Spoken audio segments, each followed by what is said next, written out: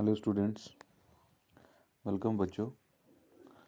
हम थर्मोडायनेमिक्स पढ़ रहे थे और हम लास्ट टाइम हमने यहाँ तक पढ़ा था कि मैक्रोस्कोपिक प्रॉपर्टीज़ क्या होती हैं। आज हम इसकी टाइप्स पढ़ेंगे। मैक्रोस्कोपिक प्रॉपर्टीज़ की दो टाइप्स होती हैं, एक्सटेंसिव प्रॉपर्टीज़ और इंटेंसिव प्रॉपर्टीज़। तो ध्यान देना है, एक्सटेंसिव प्रॉपर्टीज़ क्या होती हैं और इंटेंसिव प्रॉपर्टीज़ क्या होती हैं। तो सबसे पहले हम एक्सटेंसिव प्रॉपर्टी पे अगर आएँ तो ये कहता है कि they are those that depend upon the quantity of matter content in the system not on the nature of the substance. दो चीज़ें बच्चे आपको याद रखनी है कि जो भी प्रॉपर्टीज़ होती हैं वो हमेशा या तो क्वांटिटी पे डिपेंड करती हैं या फिर क्वालिटी पे डिपेंड करती हैं। दो टाइप की प्रॉपर्टीज़ होती हैं हमेशा नेचर में। एक क्वांटिटी पे डिपेंड करती है किसी चीज़ की मकदार पे कि कितनी है, और दूसरा उसकी क्वालिटी पे कि चीज़ कैसी है। क्वालिटी मीन्स नेचर, कि उस सब्सटेंस का कौन सा नेचर है, और क्वांटिटी कि उसकी कितनी मकदार है, ज़्यादा है कम है।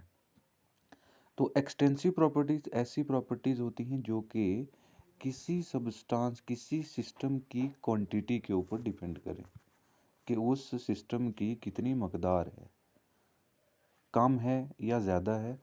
उसकी क्वांटिटी पे जो डिपेंड करेगा और उसको क्वालिटी से कोई मतलब ना हो, नेचर से मतलब ना हो, तो ऐसी प्रॉपर्टी को हम एक्सटेंसिव प्रॉपर्टी कहते हैं।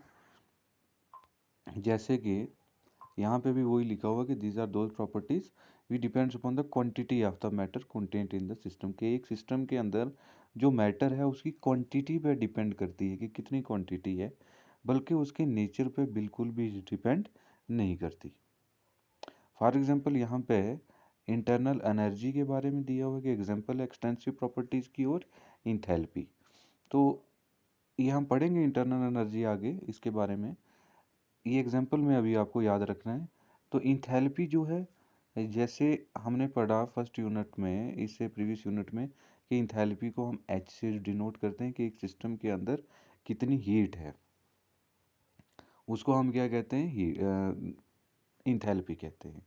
अब देखो, अगर हमारे पास एक सिस्टम ये है और एक सिस्टम ये है, इस सिस्टम के अंदर मान लो हमारे पास 1 kg मैटर है और इस सिस्टम के अंदर हमारे पास 5 kg मैटर है। तो 5 kg और 1 kg है, मीन्स एक की क्वांटिटी 1 kg है और एक की क्वांटिटी 5 kg है। तो अब ऑब्वियस सी बात है कि इसकी क्वांटिटी ज़्यादा है तो इसके अंदर जो हीट होगी, इसके मॉलिक्यूल एक दूसरे के साथ जब टकराएंगे तो उनकी कोलिजन से हीट प्रोड्यूस होगी। अब 1 kg के अंदर कम मॉलिक्यूल होंगे तो कम हीट एनर्जी प्रोड्यूस होगी उनके टकराने से, लेकिन 5 kg के अंदर ज़्यादा जो है वो मॉलिक्यूल्स होंगे, उसकी क्वांटिटी ज़्यादा है, वो आपस में टकराएंगे और ज़्यादा हीट जो है वो प्रोड्यूस होगी। तो सामने पता चल रहा है कि जिसकी क्वांटिटी कम है उसकी जो है वो इंथैल्पी भी कम होगी, और जिसकी क्वांटिटी ज़्यादा है उसकी इंथैल्पी भी क्या होगी, ज़्यादा होगी। तो ऐसी प्रॉपर्टीज़ जो कि सिस्टम की क्वांटिटी के ऊपर डिपेंड करें उसको हम क्या कहते हैं, एक्सटेंसिव प्रॉपर्टीज़ कहते हैं। इंटरनल एनर्जी को हम पढ़ेंगे आगे अलग से। सिमिलरली इंटेंसिव प्रॉपर्टीज़ जो हैं वो बिल्कुल उसका अपोजिट है एक्सटेंसिव का। मैंने पहले ही बताया कि प्रॉपर्टी किसी चीज़ की दो पे डिवेल्प, या तो क्वांटिटी या फिर क्वालिटी। तो एक्सटेंसिव जो है वो क्वांटिटी पे डिपेंड करती है, और इंटेंसिव प्रॉपर्टी जो होती है वो क्वालिटी पे, मींस उस सिस्टम के अंदर जो मैटर है उसकी कैसी नेचर है। उसको क्वांटिटी से कोई फ़र्क नहीं पड़ता इंटेंसिव को, 2 किलो 4 किलो 5 किलो उससे कोई इफेक्ट नहीं पड़ता, लेकिन उसको उसके नेचर से इफेक्ट पड़ता है कि उस सब्सटेंस की क्वालिटी क्या है, उसका कौन सा नेचर है। तो इंटेंसिव प्रॉपर्टी क्वालिटी वाली होगी। These are the property that do not depend upon the quantity of matter, कि ये वो प्रॉपर्टी जो क्वांटिटी पे इनका कोई मतलब नहीं होता, but depends upon the nature of the substance. वो डिपेंड करती हैं कि उस सिस्टम के अंदर जो सब्सटेंस है उसका नेचर क्या है। For example pH of the solution, density होगी और विस्कोसिटी होगी। सिंपल सी बात है कि जैसे कि हम ले लें डेंसिटी का केस ले लेते हैं, ठीक है। डेंसिटी का हमने केस ले लिया, हम देखते हैं कि कैसे ये इंटेंसिव प्रॉपर्टी है। अब मान लो हमारे पास तीन तरह के सिस्टम हैं। एक सिस्टम में हमारे पास सॉलिड है, दूसरे सिस्टम में हमारे पास लिक्विड है, और तीसरे सिस्टम में हमारे पास गैस है। तो इन तीनों की नेचर जो है वो डिफरेंट है। इन तीनों की क्या है, नेचर डिफरेंट है, क्योंकि एक सॉलिड फॉर्म में, एक लिक्विड फॉर्म में और एक गैस फॉर्म में। तो डेंसिटी जो होती है वो सॉलिड की ज़्यादा होती है, लिक्विड की उसकी कम होती है, और गैस की सबसे कम होती है। तो इट मीन्स डेंसिटी क्या हुआ, एक इंटेंसिव प्रॉपर्टी है जो कि नेचर के साथ चेंज हो रही है, ठीक है। सॉलिड में उसकी डेंसिटी अलग है, लिक्विड में उसकी अलग है, और गैस में अलग है। तो ऐसी प्रॉपर्टी जो कि नेचर के साथ चेंज करती हैं उन्हें हम क्या कहते हैं, इंटेंसिव प्रॉपर्टी कहते हैं। दूसरा जैसे विस्कोसिटी हो गया। विस्कोसिटी क्या है, विस्कोसिटी हो गया कि the resistance to the flow of liquid, कि अगर कोई चीज़ फ्लो कर रही है, जैसे पानी है हमारा, ये फ्लो कर रहा है, तो इसको रेजिस्ट करे जो फोर्स, इसको रोके, उसको हम क्या कहते हैं, विस्कोसिटी कहते हैं, ठीक है। अब विस्कोसिटी की ही वजह से कोई चीज़ जो है वो फ्लो करती है। मान लो आपके पास वाटर है और आपके पास ऑयल है। आपने वाटर को भी फर्श पे डाला, ऑयल को भी फर्श के ऊपर डाला, फ्लोर के ऊपर, तो वाटर बड़ा जल्दी जल्दी फ्लो हो जाएगा। लेकिन ऑयल जो है बहुत स्लोली स्लोली स्लोली फ्लो करेगा। इट मीन्स क्या है कि इसमें रेजिस्टेंस कम हो रही है, इसमें रुकावट कम हो रही है। तो इस हम बोलेंगे इसकी विस्कोसिटी क्या है, लेस है, और इसकी विस्कोसिटी क्या है, ज़्यादा है, मोर है, ठीक है। विस्कोसिटी ऑयल की ज़्यादा है और वाटर की क्या है, कम है। तो विस्कोसिटी जो है वो नेचर के साथ चेंज हो रही है। जैसे वाटर जो है, वाटर एक प्योर सिंपल सॉल्वेंट है, ट्रांसपेरेंट लिक्विड फॉर्म में है। ऑयल जो है, ऑयल लिक्विड फॉर्म में तो है, स्टेट तो इसकी लिक्विड है, लेकिन इसकी नेचर अलग है, ये अलग से नेचर है इसकी। ये सम हो ओपेक है, और इसकी डेंसिटी भी क्या है, ज़्यादा है, ये घना होता है, ये ऑलमोस्ट फ्लूइड टाइप में होता है। लेकिन वाटर जो है वो अलग है और ऑयल जो है अलग है। तो इनकी विस्कोसिटी जो है वो चेंज हो रही है। तो ऐसी प्रॉपर्टी जो कि क्वालिटी पे डिपेंड करे, उसकी नेचर पे डिपेंड करे, सिस्टम के अंदर जो मैटर है उनको हम इंटेंसिव कहते हैं, और जो क्वांटिटी पे डिपेंड करे उसे हम एक्सटेंसिव प्रॉपर्टी कहते हैं। तो ये मैक्रोस्कोपिक प्रॉपर्टीज़ की टाइप थी। नेक्स्ट है बच्चे आपका इंटरनल एनर्जी। कि इंटरनल एनर्जी क्या होता है, इंटरनल एनर्जी को हम यू से डिनोट करते हैं। तो आपको थर्मोडायनेमिक्स में ये सारी टर्म्स पता होनी चाहिए, आगे हम जब डेरिवेशन निकालेंगे। तो इंटरनल एनर्जी क्या है, यू, उसको हम यू से डिनोट करते हैं। कोई भी सब्सटेंस हमारे यूनिवर्स में जो होती है उसके अंदर कोई ना कोई एनर्जी जो है वो प्रेजेंट होती है, कोई ना कोई एनर्जी जो है वो प्रेजेंट होती है। ऐसे कोई भी चीज़ नहीं होती जिसके अंदर एनर्जी नहीं होती। We know that every substance possess some energy since its origin, कि जब भी कोई चीज़ पैदा होती है उसके ओरिजिन से ही उसके अंदर कोई ना कोई एनर्जी जो है वो होती है। और अब एक एनर्जी है, दो एनर्जी हैं, तीन किस्म की एनर्जी हैं, चार किस्म की एनर्जी हैं, जितनी भी किस्म की एनर्जी हैं उन सब का हम सम करके जब निकालेंगे तो उसका जो सम निकलेगा उस सिस्टम की एनर्जी का, उस सम को हम क्या बोलेंगे, इंटरनल एनर्जी। कि एक सिस्टम के अंदर इतनी एनर्जी है।